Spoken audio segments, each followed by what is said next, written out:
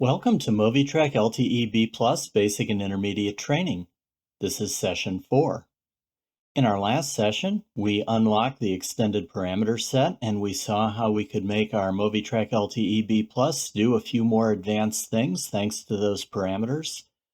We're now going to transition into using an even more advanced tool that will give you more capabilities. We're going to look at how to engineer the VFD using a PC. Now, of course, you don't have to do this. You can do almost everything the MOVITRAC LTE-B Plus is capable of using just its front keypad to engineer it. But using a PC definitely has a few advantages, so let's take a look at these. What are you going to gain by using a PC and the free software LT shell, which is what you use to access the drive? Well, first of all, it's a lot easier than the keypad. Using a PC is more convenient. You have a big display, a much bigger keyboard. You're not just working with a few small keys and a 7-segment LED display.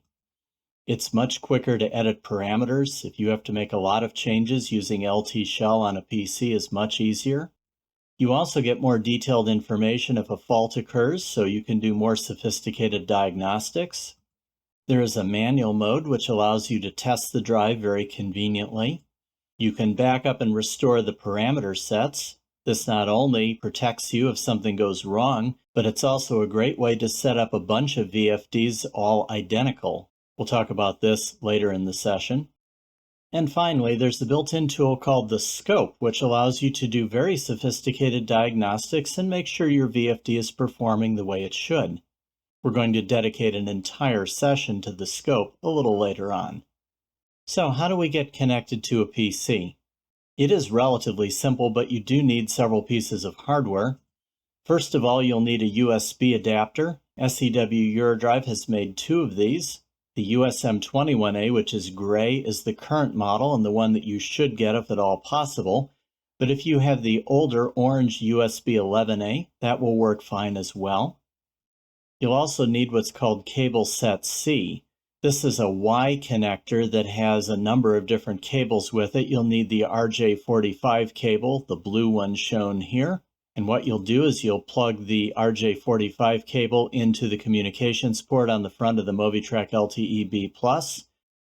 Then you'll connect the cable from your USB adapter to the smaller port on the Y connector. You may wonder, what is that third port for? And that is an RJ45 connector. Well, it can be used in one of 2 ways. You can either connect it to the next VFD in a chain if you're connecting several VFDs together, or you can just leave it unconnected.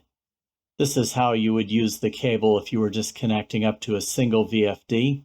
You'd connect the USB adapter to your PC.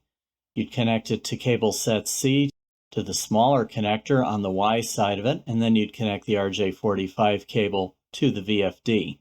Now, there's something you definitely need to understand when you're working with the VFD and a PC.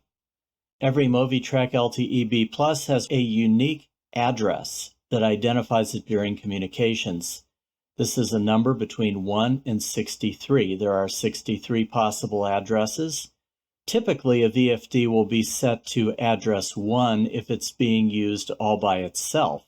However, it is possible to connect multiple VFDs in a chain, sort of a simple network, kind of like this. What you would do is you would connect splitter cables to the other VFDs, and then you would join them to the ones in front of and behind them using RJ45 cables. You'll still use cable set C on the first VFD, as you can see, and the last splitter also needs to have a terminating resistor connected to it as well. Now, when you set up devices like this, you need to be sure that each VFD is on a different address so there are no conflicts. So, for example, in this situation, we might set the other VFDs to addresses 2 and 3. The addresses distinguish the VFDs from each other and keep their communications from conflicting. Now, if you're wondering how to set the address or how to check what it is on your particular VFD, you need to take a dive into the extended parameters. You need to go to parameter 36. This is where the address lives. And you can see in this case it's set to 1. 1 is actually the default address. If you factory default a VFD, it will go to 1. And the reason it does that is because 1 is what you should always set the VFD to if it's not networked with other VFDs. In other words, it's working standalone. In general, you can probably assume a VFD is on address 1, but if you're uncertain, it's better to check. All right, once you've gotten everything wired together physically, you're ready to connect to it. You'll need to fire up the LT Shell software, and it will come up like this with kind of a default VFD. In this case, it's a MOVITRAC LTE-B, but it really doesn't matter because what you're going to do is connect to your network and you're going to find out what's out there. So what you need to do first of all is you need to configure your communications, and you do this by clicking the button right here. This opens up a dialog box, and what you need to do first is to pick wired serial interface. That means you're going to be using one of the USB adapters. If you're using one of the wireless Bluetooth adapters, you would pick those instead, but we're not going to talk about that here. Then you need to find the virtual COM port that the USB adapter is on. And in my case, it's COM9, and I know it's correct because it identifies it as the USM21A RS485 interface. Once you've done that, you click the Connect button and the dialog box closes. Now, I need to explain something. By default, LT Shell looks for VFDs on several different addresses. It defaults to addresses 1 through 8. So what it will do when you start scanning the network, it will just go down the chain from 1 through 8 and see if a VFD is on any of those. This actually slows things down a bit if you're connecting to just one VFD. But if you have multiple VFDs or you aren't certain what the address is, this is a good strategy to try. Of course, it's possible your VFD isn't in that address range, so if you want to be absolutely sure, what you can do is click this pull-down box, and that will allow you to set the address range it will scan through. If you want to be sure you've scanned absolutely everything, set it to 63, and you'll scan all the addresses from 1 through 63. Let me warn you, though, that's pretty slow. So if you're working with just one single VFD, which is what you're doing most of the time, and you know it's on address 1, you should just set this to 1, and that will be the quickest way to scan in.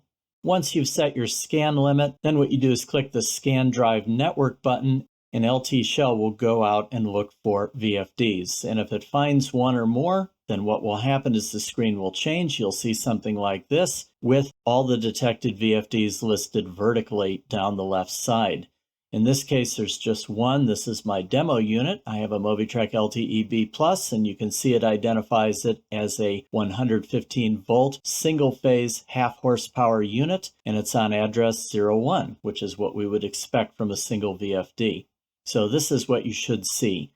If you're connected in a network and there's more than one, you'll be able to click the individual VFDs on the left side and work with them.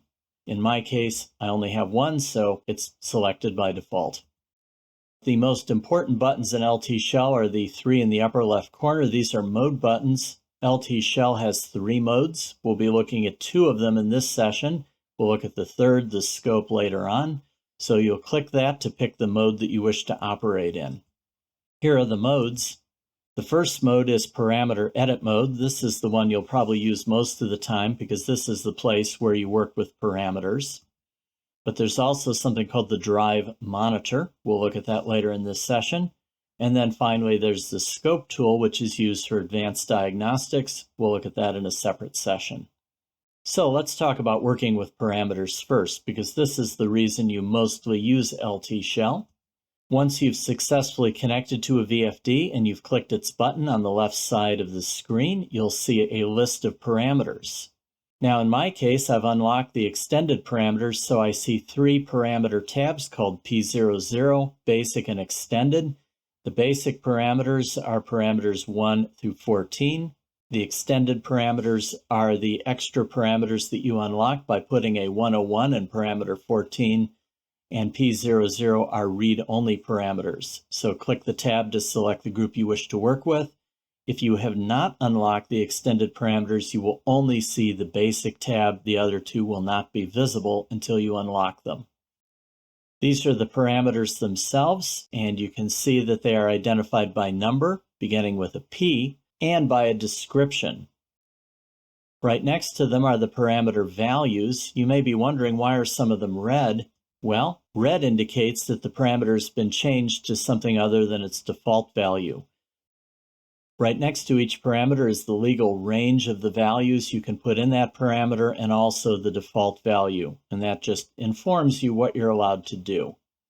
LT Shell has two ways to edit parameters, and the way you pick them is to click the Edit Mode button in the lower right corner. The first mode is called Real Time. If you click Real-Time Edit Mode, you will be able to change parameters immediately just by typing in new values in LT Shell. They will change immediately in the VFD. On the other hand, if you click this button and disable Real-Time Edit Mode, you go into what's called Batch Edit Mode. In Batch Edit Mode, parameters are changed in the LT Shell project only. So as you type in new parameters, they don't go into the VFD, they simply affect what's on the PC. And then when you're all done changing parameters, you upload them into the VFD in one fell swoop by clicking the Upload button, and that changes everything at once. So you can use either method. They each have their advantages and disadvantages. I tend to prefer real-time editing, but it's really up to you what you do. It's your call. I think it's time for a demonstration. Let's fire up LT Shell, get connected to my demo unit, and I'll show you the way around the tool. Okay, as you can see, I've started up the LT Shell program, but I haven't actually scanned into my drive or anything. I do have my cables connected. I've connected my USM21A to my PC, and then I've connected cable set C to the VFD and to the USM21A cable, so we're all set to go. What we need to do first of all is configure our communications parameters. So I'm going to go ahead and click on the Setup Communications button. And I'm going to make sure we're on wired serial interface, which we are. By the way, if you have one of the Bluetooth modules, you can see here, but we're going to just keep wired serial. I need to find my virtual COM port. It's set to COM3 right now, but my USM21A is actually on COM9, so I'll pick that. And then I'll click Connect. And now we should be ready to go.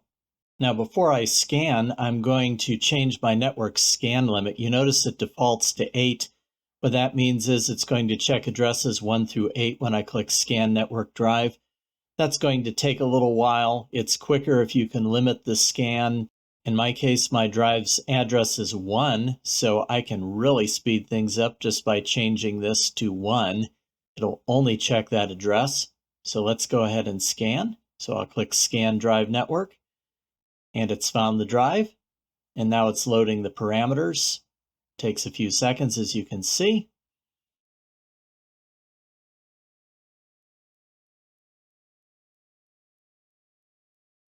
And there we go. We've now read the complete parameter set, and we're online with the drive. You can see my drives listed up here. It's the only drive that it found. It's on address 1, as we knew. What we're seeing here is the basic parameter tab, but you can see we also have the extended parameters because in our last session we unlocked them. And we have parameter group 00, which are the read-only status parameters. Let's just explore a few features here of the parameter edit mode, which is what we happen to be in. I'll go back to the basic parameters. Now we are not in real-time edit mode. If I wanted to go in real-time edit mode, I would have to click this button here, but let me show you what happens if I make a change when I'm not in real-time edit mode. I'm going to change the acceleration ramp from 1.7 seconds to 2 seconds. If I type in 2 seconds and hit enter, I might be tempted to think that that parameter is changed, but because I'm not in real-time edit mode, it's only changed in the LT Shell project. If I went and reread my parameters from the VFD, it would go back to 1.7. Let me show you that. I can force the parameters to be reread by clicking this button up here, Transfer Parameter Set from Selected Drive. What this will do is it'll go out and reread them. You can see it just reverted back to 1.7 seconds. That's because I'm in batch mode. Generally, what I like to do when I'm working with parameters is to turn on real-time edit mode. So I'm going to click the button here to start that up. You notice we have a blinking green light here. That means it's talking to the VFD actively. And if I type in a parameter now, it changes, and that parameter really is in there. So that parameter change took effect immediately. If you're going to work with multiple parameters and you want to test them out as you go along, then be sure you're in real-time edit mode. Now let me show you how you would use batch mode if you prefer that. I'm going to disable real-time edit mode here. Let's say I want to change the deceleration ramp time to 10 seconds.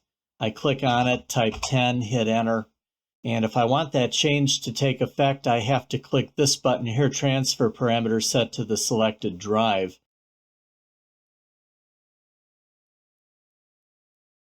And there it goes, it transferred those parameters. You can see it takes about 10 seconds to do this, so it's not worthwhile doing it for every single change you make. It's generally smart to just change everything you want and then click the button. As I say, I find real-time edit mode a little nicer. I like it better. So I'm going to just go into real-time edit mode right now and leave it in there. And everything we do from here on is going to happen as we do it. Let me show you a few of the P00 parameters.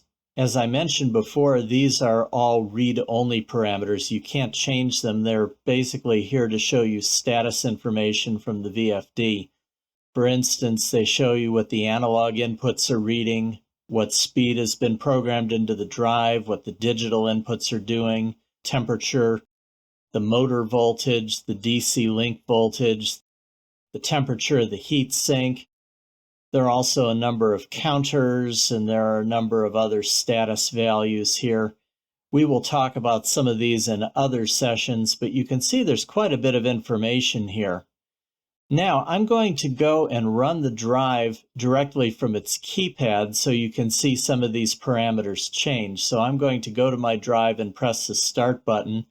The last time it operated was in our previous session when we operated it at 900 RPM. So I'm going to go ahead and start it up, and it will probably go back to that speed. All right, I've turned DI1 on to enable my drive, and I've started my drive. It's turning counterclockwise at 900 RPM. And you're probably a little bit puzzled by this because you notice nothing really is changing here. Digital input 1 is still showing 0.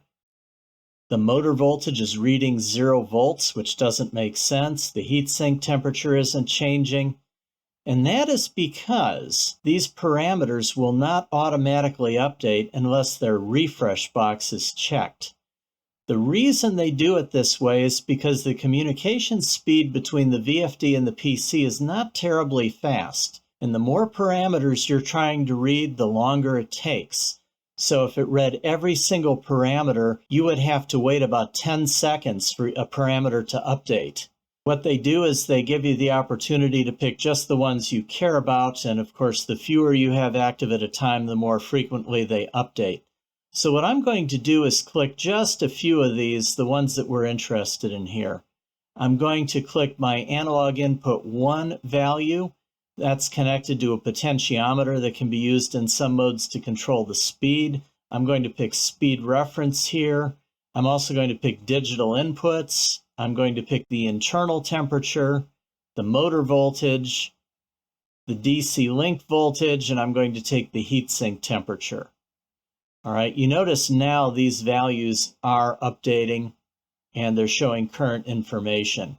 Notice that the motor voltage is 107 volts, the DC link voltage is 333, the heatsink is 41 degrees Celsius, and it's kind of rising slowly as the drive heats up.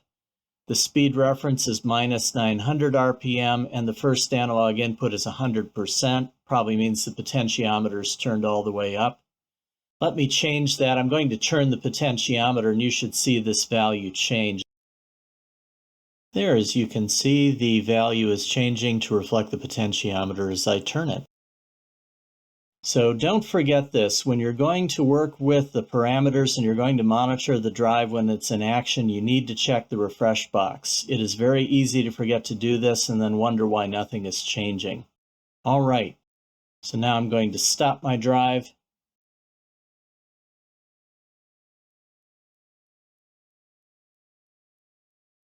And I'm going to go back to my basic parameters. All right, I'm now going to disable real-time edit. So you can see the blinking light goes off. And that is all I'm going to show you at this point. We'll be taking a look at parameter editing a little more when we do the hands-on activity. All right, so we've looked at the first part of LT Shell, parameter edit mode. We're now going to look at the second major section of it, and that is the monitor mode. We'll learn how to monitor our drive. If you click the monitor button, you'll get this screen. And you can see again, the VFDs are listed down the left side. There's only one in this case. And you can see that the monitor mode is showing you different features of the drive. These are monitored parameters: the motor's target speed, its current operating status, its actual speed, the amount of current it's drawing, the voltage that it's putting out to the motor, the temperature of its heatsink, the control mode it's in, the status of the digital inputs, and the DC link voltage. These are fixed, you can't change them, but there is one parameter at the end that is selectable. You have 5 choices there, and you can pick whichever one you wish to monitor. Now you notice everything is grayed out. That's because we're not in real-time mode. So the very first thing you really need to do is click Enable Real-Time Monitor so that LT Shell will start monitoring the VFD. What will happen when you're in real-time mode is the green light in the lower left corner will start blinking, and that means it's communicating with the VFD. Also, the parameters will change from gray to black, and if you went to the VFD and you started pressing buttons on the keypad, for example, you started it up, these parameters would start changing to reflect what's going on. Let's go over these parameters in a little more detail. These parameters are what are called the running parameters. They show the VFD's behavior when it's operating, so you can get an idea of its electrical parameters, the speed it's running, and its temperature. The control mode parameter tells you how the VFD is being controlled. In this case, it's set to be controlled by the keypad and it can operate in either direction, but this could change if you're in terminal control mode or field bus mode. This parameter shows you the 4 digital inputs, whether they're on or off, so this allows you to confirm that you have communications if you have switches connected up, for example, or even a PLC. The DC link voltage, or as it's called here, DC bus voltage, shows you that high voltage DC. This is very important because it can be used to give you an idea of the drive's health. And then finally, this is the selectable parameter. I have it set to report the relay contact in the VFD, and it's telling me the relay contact is currently closed because there's a 1 there. But you can change this to other things. And then finally, we have the manual controls here. We can take direct control of the VFD by clicking these buttons, and we can operate it independently of its keypad. Manual mode is handy because it lets you test the VFD. You can see there's a start and stop button just like there is on the front of the VFD, so you can click these to operate it. And then we also have a target speed box where you can type in a speed in RPM. And then the running parameters will change to reflect what's going on. So this is handy for testing. All right, that's the monitor mode. Now I'm going to move on to something else. We're going to talk about how to back up the parameter set and then restore it. You might want to do this for a number of reasons. Of course, the most common is once you've gotten the VFD up and parameterized correctly, you want to make a backup and store it somewhere in case something goes wrong and you have to replace the VFD with a brand new one. You would then find that backup and you would restore it into the new one. You can also make identical copies of a VFD. Let's say you have to set up 50 identical VFDs in your facility. Parameterize one, back it up, and then just dump those values into the new ones by doing a restore. That's a lot quicker than parameterizing by hand. So let's talk about how we do this. If you want to do a parameter set backup, it's pretty simple. Connect to the VFD, scan into the network, and get it up on the screen, and then save the parameters to a file. If you're ever in doubt whether the parameters that you have in your project are the most current and up-to-date ones, you can always click this button here with the green arrow pointing out of the VFD. What this does, it forces a parameter read into the LT Shell project. It takes just a few seconds. So if you want, click that first just to be sure, and then click the little floppy disk icon, and you can save your project to a file, and then put that file somewhere safe, and you're done. This has nothing to do with backup, but I'll point it out here. There's a button here that factory resets the VFD, so if you ever have to reset your VFD back to its default state, you don't have to do it from the front keypad by holding all those buttons down. You can do it right here in LT Shell. Now let's talk about how you restore a parameter set if you wish to put it into a new VFD or if you wish to use it for making copies. First of all, you have to switch out of online mode. So you've scanned into your VFD, you need to go offline. The way you do that is you click the button that says offline mode. And what will happen is you'll go offline like this. Notice it goes back to that default MOVITRAC LTE-B, which was there when you started up. Again, it doesn't matter. You've simply disconnected. Then what you do is you click the open folder icon and you navigate to your backup file, and that will load it into LT Shell. And it'll say, a drive already exists with this address. Do you want to overwrite it? And the answer is yes. It's going to just overwrite that default MOVITRAC LTE-B, which doesn't actually exist. So that is okay. You click yes. The parameters will change. You notice also the description changes to that of the original VFD that you backed up. And once you've done that, you're ready to transfer the parameters to the VFD. So you will click this button with the yellow arrow pointing into the VFD. And it will ask you what address do you want to use. Now you'll need to change the address to whatever the VFD is. It defaults to 1, which is the most common one, but if your VFD is on a different address, then pull that down and pick the correct address. And then finally click OK, and it will load the parameters into the VFD, which takes about 15 seconds. And then optionally, you'll need to go back online if you wish to work with parameters, so you'll need to scan back into your network again to go back online. And that is all it takes to restore parameters into the VFD. Pretty simple. I think it's time for a hands-on. You need to put some of this stuff into practice. Okay, here's what I'd like you to do. First of all, get connected by hooking up your cables, and then connect to your VFD with LT Shell. Then go in and change the stop mode and power failure mode, which lives in parameter 5, to ramp to stop for a normal stop and fast ramp to a stop for a power failure. Then go ahead and change the normal deceleration ramp, which is in parameter 04, to 10 seconds. Set the fast ramp in parameter 24 to 1 second. Change the relay contact so it closes when the drive is enabled. Now, we haven't talked about that, but I'm sure you can figure it out. It's in parameter 18, which is a hint. Then change to drive monitor mode and manually run the drive at 1500 RPM. While you're running the drive, confirm that the normal stop and the power failure are handled correctly. So in other words, you're going to want to see a 10-second ramp for a normal stop coming down from 1500 RPM. And you'll want to see a 1-second stop if power fails. And I leave it up to your creativity to figure out how to simulate a power failure. It's not terribly hard. Once you've done that, exit out of manual mode and go back to parameter edit mode, do a parameter backup, then factory reset the VFD through LT Shell, and finally restore the VFD from the backup, and it should be right back where you left it. Okay, pause the video and do the hands-on.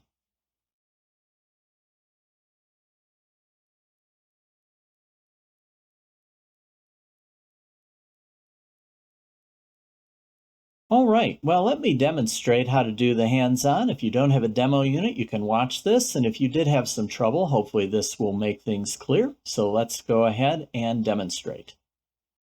All right, well, we are currently connected up to our VFD, and I've already scanned in as we did in the demonstration, so I'm connected and I'm online. I'm ready to make changes. However, what I do need to do is activate real-time edit mode so the parameter changes take effect immediately. So I will click real-time edit, and you can see from the blinking light that we are now in real-time mode.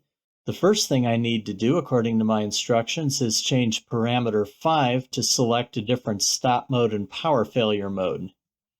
We are to pick ramp to stop for a normal stop and fast stop for a power failure. So I'm going to just pull that down and make that change to value 2. I'm then supposed to set parameter for the normal deceleration to 10 seconds, and it already happens to be set to that because that's what I set it to during my demonstration, so I don't have to do anything more there. But I do need to set the fast ramp to 1 second. That's in the extended parameter list, so I need to change tabs here.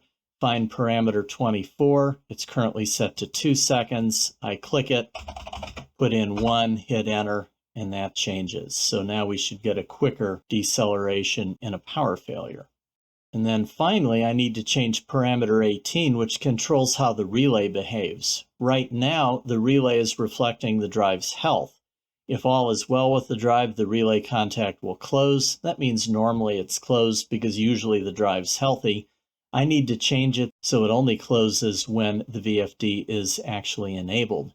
So I'm going to go in here, pull down the list of choices, and there's the selection I want, selection 0 drive enabled. And that relay contact will close whenever the drive is enabled. All right, that is all I have to do with the parameters. Now I can go ahead and test my drive out. So what I've got to do now is disable real-time edit and change modes to the monitor mode. So I go up here and I click the monitors button. And what I'm going to do is I'm going to set the configurable parameter to reflect the relay. And so it's going to tell me if the relay contact is open or closed. So now we're ready to test our drive out. Of course, we have to go into real-time mode if we wish to run the drive manually. Right now, nothing's updating, so I'm going to click Enable Real-Time Monitor. And you can see that immediately everything is changed. First of all, we know the drive is stopped. Its speed is 0 RPM. It's not drawing any current. It's not outputting a voltage. Its heatsink temperature is 34°C. It's in keypad mode. Digital input 1 is switched on, 2, 3 are off, and 4 is on, and my relay contact is open. All right, so what I needed to do according to the instructions is run the drive at 1500 RPM. So I'm going to click in the speed box here, and I'm going to put in 1500 RPM, and then click the Start button. Click that. And we accelerate it up to 1500 RPM. And you can see the relay contact is now closed because the drive is enabled. Let me stop my drive. I'm going to click the Stop button, and it will decelerate.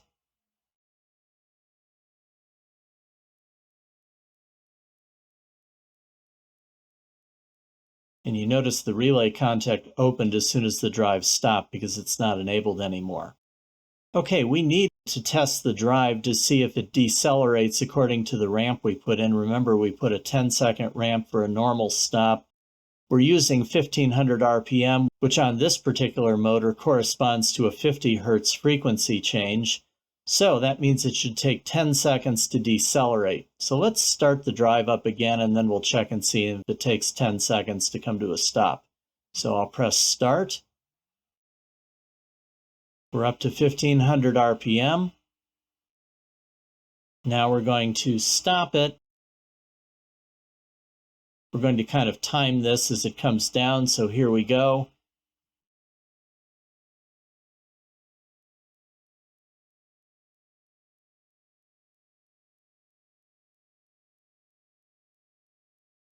All right, I think that did take 10 seconds, so I think that was working just fine.